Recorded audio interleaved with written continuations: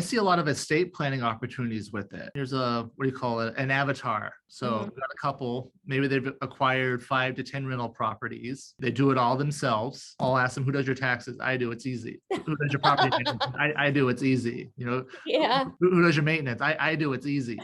Have you met those types? Are they entrepreneurs? They sound like entrepreneurs. Right. But the concern is, they want to give it to their kids and have them do the exact same thing. Yeah. So they come see me as the attorney and they say, here's my idea. I want you to create a trust where these properties go to my kids and they have to manage them the way that I did. Mm-hmm. And I asked them, I'm like, are your kids able to be a landlord? Do they have any desire? Or what's the reality once they receive these? They're probably just going to sell them. Right. And take all the cash at once. And these people where they've lived a good life from the income, they're trying to show this to their kids and come up with the way that they'll do that. That's where I started considering seller finance. Instead of just cashing out their portfolio when they retire or when they're done managing, it is a way where they can be less hands-on, where they don't have to find the tenants, but they still get income. Mm-hmm. And then if they're worried about their kids, selling the houses right away, just doing a fire sale, then if the kids receive a note, then they just have the right to get paid. So it guarantees that the kids receive an income stream. We have kids. You don't know how important this is to set things up like this. One thing about life is we never know how long we have.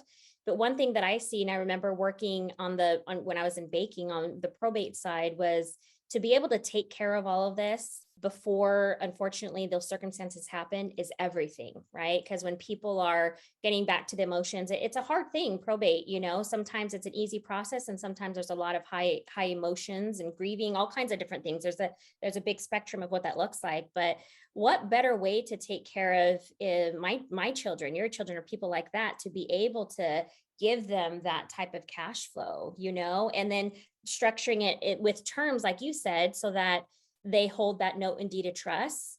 To me as a parent gives me so much gratification to be able to do that, and knowing that nobody has to worry about it, right? I have all of that taken care of. So I think thinking about it too on that side, not just the real estate and the properties and terms, it's like, I think it's something that we need to all take into consideration, especially as investors, and set it up the proper way. I think would be very beneficial to everybody involved. Yeah, and I just want to put that out there to all those great landlords who've acquired the big portfolios, but now they're considering what's going to happen next. Are they going to be able to transition it to the next level? So there's ways that can make that easier for the next generation, more likely to get income. The property that I bought that you helped me with, that was a lady's motivation. Mm-hmm. It was a rental property for her, but again, she was sick of being a landlord.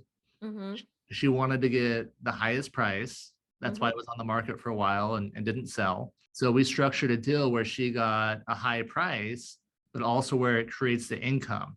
Because I know that was a big part of her motivation, where she wanted to make sure, even if she passes away, that her family will still receive income.